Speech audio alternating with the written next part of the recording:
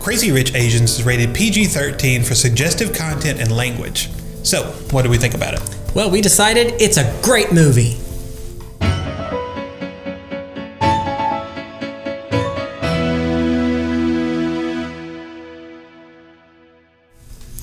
All right, so this is one, just from the title and the previews I'd seen, I was really not looking to see this because it looked like a silly comedy that, well, frankly, I thought it borderlined on like racist humor, which I didn't think I was going to like that, but it was not that at all.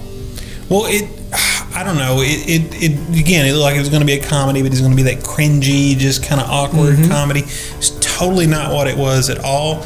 It was kind of a romantic comedy. It was kind of a slice of life movie. It was really hard to nail it down because it was really just following this girl through, a moment in her life. What it was, though, was really good. Very good. Like, surprisingly, just so good. It's a very good movie. But because of the genre it is, it makes it really hard to put your finger on it and go, well, this is the reason I really like it. But at the same time, I think maybe the reason I really like it is because I can't point my finger on anything and tell you why I don't like it. If you point to anything, it was done well. The casting is done well. The acting is done well. The scenery is beautiful. Set design. The set design is great. The story is good. The costumes. I love the characters. I love their motivations. And one of the things I really, really like about this movie is the fact that there's some good people. There's some bad people. Not evil, but bad people. And I don't know, it's so good and so refreshing today. We seem to, even if we get a good person in a movie, they have to have some huge character flaw that, they turn out to be evil or it destroys them or something. Or they're a tortured soul. Yeah, and we really didn't get that.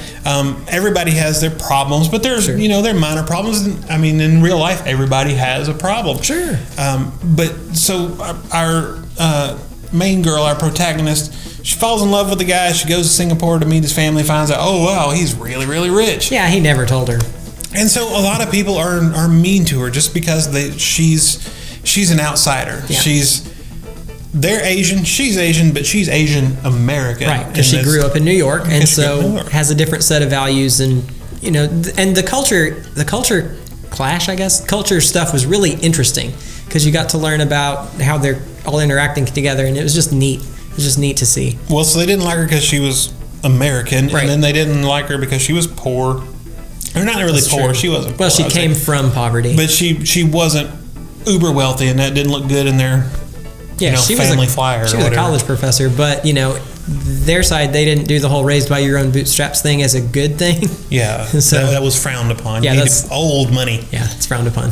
But you know what? She was a good person. The boyfriend was a good person. They come together, and she went through some things and she struggled. And I really liked that there was somebody there to help her. Like every time, which it would seem kind of weird because she basically travels halfway around the world. But she's not alone. Yeah, she had exactly one friend, not counting the boyfriend, in country, who had been in America previously. They talked about it. But yeah, even though that person wasn't always there was always someone else because there were enough just, decent, good people that were around to be there for her when she had a problem. So it was nice. And again, it could have gone sappy with that, and it really didn't.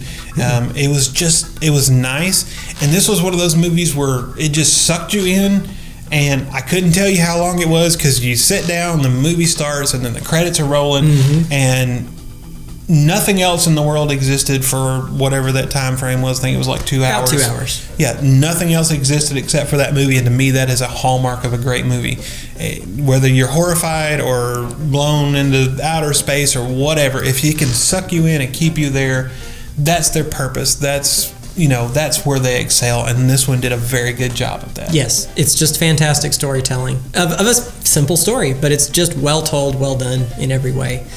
And I don't think, again, it's not super grand, so it's not one of those, you got to go see it in theaters because it's a spectacle and there's big explosions and stuff, but I think you have to go see it in theaters just to go see it because it's that good. Yes, I agree. And my streaming option, I went with Divine Secrets of the Yaya Sisterhood, which to me hit a very similar chord in that, yeah, it's kind of that drama slice of life, but it's just a really good movie. Like, At the time when I saw it, was not the kind of thing I thought I would like, but ended up being won over just because it was so good. So that's my pick for a streaming option. Well, mine's more romantic comedy straight on, and that's going to be French Kiss. It's from 1995. And it's a story of a girl. She falls in love with a guy, and he runs off with another girl, and she chases after him, and of course all kinds of problems and stuff ensue. But it's got a great cast. It has some genuinely funny moments and some touching moments, and there's some real pulling at the heartstrings type things there, and there's good character development. You don't realize things are happening. So I really like it, even though it feels more romantic comedy than slice of life to me. I definitely enjoyed it, and I think it's one of the better ones, and everybody should see it. All right, and that's our review for Crazy Rich Asians in a nutshell.